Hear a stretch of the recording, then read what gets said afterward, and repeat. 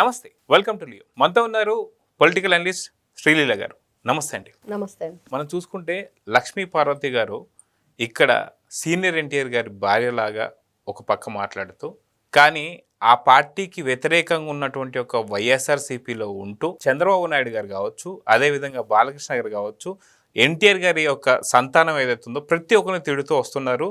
ఆవిడ నిజంగా సీనియర్ ఎన్టీఆర్ గారికి నిజంగా భార్య కాదనేది ప్రపంచం వ్యాప్తంగా అందరికీ తెలుసు. అదొక పక్కన పెడితే సీనియర్ ఎన్టీఆర్ గారు ఉన్నటువంటి ఒక పార్టీలోనే కొనసాగుతూ ఇంట్లో ఉండుంటే మటుకు ఖచ్చితంగా తనకు తగినటువంటి ఒక ప్రాధాన్యత అనేది వచ్చేది. కానీ రాజకీయాల కోసమే వచ్చాను, ఖచ్చితంగా రాజకీయ అధికార దాహంతోనే తను పార్టీలు కూడా మారడం మనం చూస్తూ వస్తున్నాం. ఇదంతా ఒక ఎత్తు అయితే, రాజకీయాల్లో జరిగిన అన్నీ కూడా తీసుకొచ్చి చంద్రబాబు నాయుడు గారి మీద పెట్టి ఈరోజు అన్న మాటలు ఏంటి అంటే, అసలుకి చంద్రబాబు నాయుడు గారు చేసేటువంటి పాపాలకే ఇలాంటి సింహాచలంలో ఘటనలు కావచ్చు, తిరుమల కావచ్చు, ప్రతి ఒక్కటి మాట్లాడుతూ వస్తూ ఉంది. కానీ తను మాట్లాడుతూ దీనికి అనవసరంగా భక్తులు బలవుతున్నారు, కానీ బలి అవ్వాల్సింది చంద్రబాబు నాయుడు గారు కావచ్చు, లోకేష్ గారు కావచ్చు, పవన్ కళ్యాణ్ గారిని మాట్లాడుతుంది. అదిగాక దాదాపు 40 గుళ్ళు 2019 నుంచి 24 దాకా, అంటే వైసీపీ హయాంలో ఉన్నప్పుడు టీడీపీ వాళ్ళే ధ్వంసం చేశారని చెప్పి మాట్లాడుతుంది. అది రామతీర్థం కావచ్చు, మిగతా అన్ని అంశాలు. మరి ఎందుకు కేసులు నమోదు చేయలేదనడానికి ఎలాంటి రీజన్స్ ఏమి చెప్పడం లేదు. వాస్తవానికి ఈరోజు లక్ష్మీ పార్వతి ప్రెస్ మీట్ పెట్టడాన్ని ఎలా చూడాలంటారు? లక్ష్మీ పార్వతి అసలు ఈవిడ ఎవరు భార్య అని చెప్పుకుంటుంది? నందమూరి తారక రామారావు గారు. మరి ఆ హక్కు ఈవిడకుందా, అర్హత ఉందా అంటే ఎక్కడా కూడా లేదు. ఆ పేరు ఆవిడ నోటి వెంట రావటానికి కూడా ఆవిడకి అర్హత లేదు అని ఈరోజు తెలుగు ప్రజానికం అంతా ముక్త కంఠంతో చెప్తున్నారు. ఎందుకు చెప్తున్నారు అంటే, ఈవిడ చేసింది ఏంటి? ఆయన భార్యనని చెప్పుకుంటూ ఈవిడ ఇప్పుడు ఏ పార్టీలో ఉంది? మరి ఆయన విగ్రహాలు ధ్వంసం చేసినప్పుడు, మరి కాలేజీలకు ఆయన పేరు మార్చినప్పుడు ఏ రోజైనా ఈవిడ బయటకు వచ్చి తన వాయిస్ అనేది ఇచ్చిందా? ఆ విగ్రహాలు బాగలు కొట్టిన వాళ్లే, ఆ పేర్లు మర్చిన వాళ్ళతోనే ఈ రోజున ఈవిడ అంట కాగుతుంది, వాళ్లతోనే ఈవిడ ఉంటుంది. వాళ్ళు ఇచ్చే కూలీ డబ్బుల కోసం అని మాట్లాడుకుంటున్నారు అందరూ. మరి ఖచ్చితంగా ఈవిడ కూలిస్తున్నారు, అందుకని ఈవిడ కూలి పని చేస్తుంది వైఎస్ఆర్సీపీ పార్టీకి. ఎవరైతే వీరగంధం లక్ష్మీ పార్వతి అనే ఆవిడ అనేది ఈ రోజున తెలుగు ప్రజానికం ఎక్కడా కూడా ఈవిని క్షమించరాని నేరం చేస్తుంది, పాపం చేస్తుంది, ఘోరం చేస్తుంది. ఈవిడ మాట్లాడే మాటలు, ఈవిడ ప్రెస్ మీట్ పెడితే చాలు ఫస్ట్ మాట్లాడేది టీడీపీ ప్రభుత్వం గురించి, లేకపోతే పార్టీ గురించి. మరి నువ్వు ఎవరు ఆ పార్టీ పెట్టింది? ఎవరు ఆ పార్టీ అసలు స్థాపించింది? మరి ఆ వ్యక్తికి చెందిన మనిషిగా నువ్వు మాట్లాడుకుంటూ అదే పార్టీని హేళన చేస్తూ, కించపరుస్తూ, ఆ కుటుంబ సభ్యుల్నే ఇంత భయంకరమైన పదాలు ఉపయోగిస్తూ ఇంత దిగజారిపోయి మాట్లాడుతున్న ఈ మనిషికి ఎవరైనా విలువ ఇస్తారా అంటే ఎవ్వరూ కూడా విలువ ఇవ్వరు కదా. కనీసం బయటికి వస్తే దేహశుద్ధి చేస్తామని చెప్తున్నారు. మరి అట్లాంటి ఈవిడ ఈరోజు మాట్లాడిన మాటలు, ఈవిడ ఏ విధంగా మాట్లాడుతుంది అంటే ఒక అర్థం పరమార్థం ఏదీ లేదు వాటికి. ఈ రోజున సింహాచలం అప్పన్న దగ్గర జరిగింది ఏంటి అంటే, ప్రజలందరూ అనుకుంటున్నారు ఏ విషయం జరిగినా ఈ రోజున ఆంధ్రప్రదేశ్ రాష్ట్రంలో దాంట్లో ఖచ్చితంగా వైసీపీ వైపే వేళ్లు చూపిస్తున్నాయి. ఎక్కడ ఏం జరిగినా వేళ్లదే కుట్ర అనే భయభ్రాంతులకు గురవుతున్నారు ప్రజలు. ఎందుకంటే వాళ్ళ పనే అది అయిపోయింది. ఈ రోజున వాళ్ళు చేసిన పని ఏంటంటే, చేసిన తప్పులకి ఈ రోజున శిక్ష ప్రజలందరూ వేసి 11కు పరిమితం చేసి పక్కన కూర్చోబెట్టారు. అయినా ఇంకా వీళ్ళు ఏం చేస్తున్నారంటే, ప్రజలను ఏదో ఒక విధంగా ఇబ్బంది గురి చేసి వాళ్ళని ఏదో ఒక విధంగా దాన్ని కూటమి ప్రభుత్వం మీద నెట్టే ప్రయత్నంలో ప్రజలు ఈ రోజున బలైపోతున్నారు అనేది ఈ రోజున మనకు అర్థమవుతున్న విషయం. ఒకటి కాదు, రెండు కాదు, ప్రతి ఒక్కటి. అంటే కూటమి ప్రభుత్వం అధికారంలోకి వచ్చిన దగ్గర నుంచే కదా వీళ్ళకి స్టార్ట్ అయింది.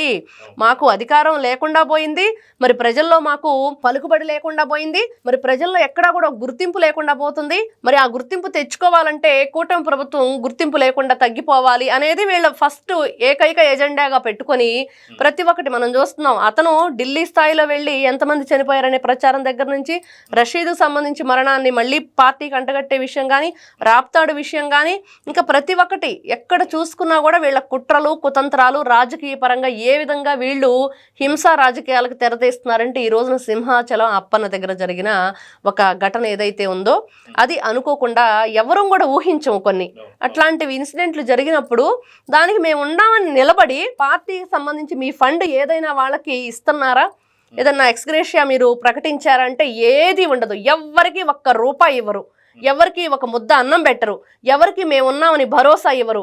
కేవలం ఇట్లాంటి పిచ్చి మాటలు, పిచ్చి ప్రచారాలు. మీకు గనక మంచి చెయ్యాలని ప్రజలకు ఉంటే ఈ రోజున బయటకు వచ్చి ఈ రోజున వాళ్ళ కుటుంబాలకు ఏదన్నా సహాయ సహకారాలు అందించండి. ఈ ప్రెస్ మీట్ పెట్టి పిచ్చి మాటలు ఎందుకు? వీళ్ళ వల్ల జరిగింది, వాళ్ళ వల్ల జరిగింది, ఇది అనవసరం. ఫస్ట్ ఇక్కడ జరగకూడని విషయం జరిగినప్పుడు మీరు మరి పదే పదే చెప్తున్నారు కదా, మేము ప్రజల కోసం బ్రతుకుతున్నాం, ప్రజల కోసమే మా పార్టీ, మరి నా ఎస్సీలు, నా బీసీలు, నా మైనార్టీలు, మరి ప్రజలందరినీ కూడా నేను సమానంగా చూస్తానని చెప్పేసి, మరి ఆ విధంగా సమానంగా చూసి వాళ్ళ మీద నీకు అంత ప్రేమ ఉన్నప్పుడు మరి ఈ రోజున వచ్చి వాళ్ళకి ఏదైనా మంచి చెయ్యి. అది వదిలేసి కూటమి ప్రభుత్వం మీద ఏదేదో మాట్లాడటం, లేకపోతే వీళ్ళు చచ్చిపోతే బాగుండిద్దని చెప్పి ఈవిడ కోరుకోవటం.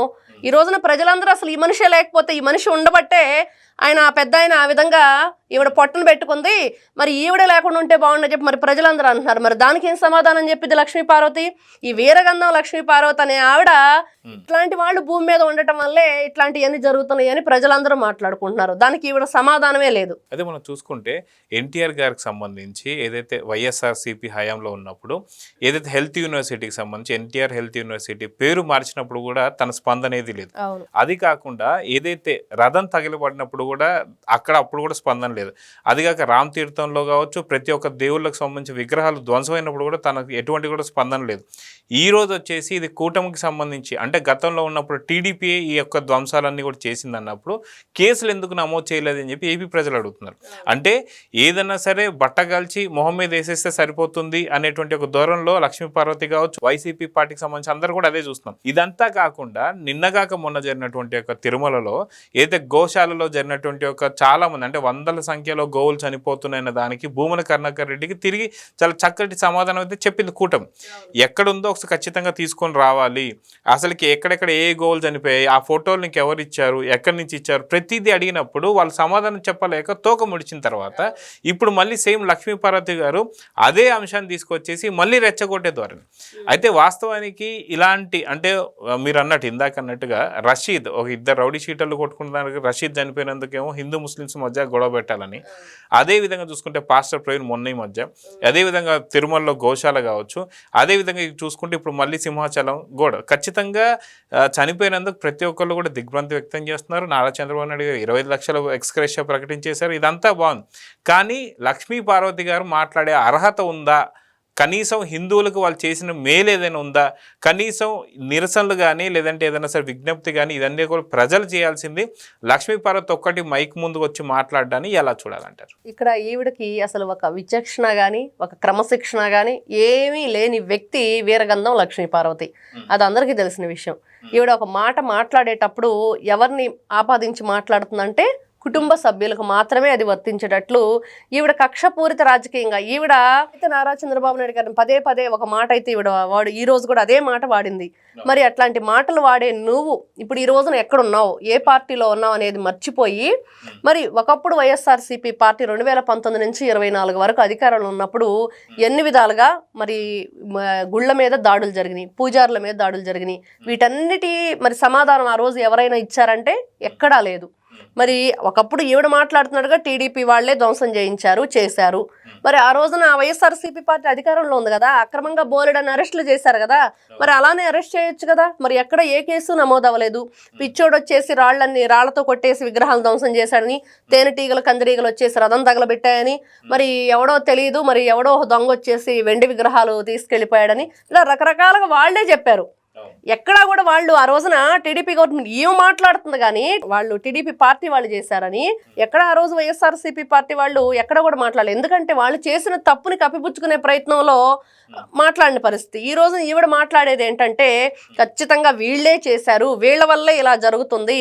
మరి ఈ రోజున ఆంధ్ర రాష్ట్ర ప్రజలందరూ ఒకటే చెప్తున్నారు, నువ్వు ఎన్టీ రామారావు గారి దగ్గర చాలా డబ్బు కొట్టేశావమ్మా, చాలా రకాలుగా వాళ్ళ ఆస్తిపాస్తులు లాక్కున్నావు, మొన్న కూడా బసవతారకం క్యాన్సర్ హాస్పిటల్ గురించి కూడా మరి సిగ్గు లేకుండా వేశావు కోర్టులో, మరి బాగా చెప్పుతో కొట్టినట్టు సమాధానం చెప్పింది కోర్టు కూడా. మరి ఆ డబ్బులు ఏదైనా దోచుకుని మరి వైఎస్ఆర్సీపీ పార్టీ నుంచి కూడా ఈ రోజు నీకు వస్తున్న ఏదైతే ఉందో కూలి, అట్లాంటిది ఏదైనా అన్యాయం జరిగిన కుటుంబాలకి ప్రకటిస్తే ఎక్స్‌గ్రేషియా ప్రకటించండి, లేకపోతే సహాయ సహకారాలు అందిస్తేనే మీరు మాట్లాడండి, లేకపోతే నోరు మూసుకొని కూర్చోండి అనేది ఈ రోజున ప్రజలందరూ మాట్లాడుతున్న విషయం. అక్కడ ఒక ఘోరం జరిగింది. అంత ఘోరం జరిగినప్పుడు మనం ఏం చేయాలి? దానికి సహాయ సహకారాలు అందించాలి. దానికి సంబంధించి ఈ రోజున హోమ్ మినిస్టర్ గారు కూడా అక్కడే ఉండి అన్నీ కూడా చూసుకుంటున్నారు, ఎలా జరిగింది ఏంటనేది. మరి అనుకోకుండా ఒక భారీ వర్షం కురవటం, మరి అది పాత గోడ కావటం వల్ల కూలటం, ఇవన్నీ జరిగినాయి. మరి దీనికి ఎవరు కారకులు? ఇప్పుడు ఎవరు కారణం కాదు అక్కడ. కాబట్టి ప్రకృతి విపత్తులు అనేవి సంభవించినప్పుడు మరి వీళ్ళ విజయవాడలో ప్రకృతి విపత్తు జరిగినప్పుడు ఏం చేశారు? వరదల బీభత్సం అంటే బోట్లు పెట్టేసి అక్కడున్న బ్రిడ్జిని కోల్దోసేసి ఆ వరద నీరంతా కూడా అక్కడున్న లక్షల్లో చనిపోయేలా ప్లాన్ చేశారు. మరి ₹1 ఆ రోజున విరాళం అన్నారు, ఈ రోజున ఎవరికీ తెలియదు. మరి ఈ విధంగా చూసుకుంటే వైఎస్ఆర్సీపీ పార్టీకి కానీ అసలు ఈ వీరగంధం లక్ష్మీపార్వతి అనే వ్యక్తికి అసలు అర్హతే లేదు. అట్లాంటి వ్యక్తి మాట్లాడటానికి ఆవిడకి ఎటువంటి హక్కు లేదు అనేది ఈ రోజున గట్టిగా తెలుగుదేశం పార్టీ కుటుంబ సభ్యులు కానీ అదేవిధంగా తెలుగు ప్రజానికం అసలు ఈవిని ఏ రోజు కూడా యాక్సెప్ట్ చేయలేదు. ఈవిడ ఎక్కడా కూడా అర్హత లేదు, నందమూరికి సంబంధించి ఏది కూడా ఆ మాట కూడా పలకటానికి అనేది ప్రజలందరూ కూడా గట్టిగా తిప్పికొడుతున్నారు. అయినా కూడా ఈవిడకి ఇంకా బుద్ధి రాలేదు, ఇట్లాంటి పిచ్చి మాటలన్నీ మాట్లాడుతుంది. త్వరలోనే ఈవిడకి దేహశుద్ధి చేస్తారు అనేది మాత్రం ఈవిడ మాటల వల్ల అర్థమవుతున్న విషయం. అదిగాక తను మాట్లాడుతుంది ఏంటంటే ప్రకృతి కూడా కోపడుతుంది, కన్నెర్ర చేస్తుంది, అందుకే ఇలా జరుగుతుందని చెప్పి మాట్లాడుతుంది. అంటే ఈ మాట అనొచ్చో లేదో తెలియదు కానీ ఏపీ ప్రజలందరూ కూడా ఏమంటున్నారంటే ప్రకృతి గతంలో కూడా చూసుకుంటే వైసీపీ కావచ్చు వీళ్ళందరూ కూడా మాట్లాడే మాట ఏంటంటే చంద్రబాబు నాయుడు గారు వస్తే ఖచ్చితంగా కరువు వస్తుందని చెప్పి మాట్లాడడం ఇవన్నీ చూస్తున్నాం.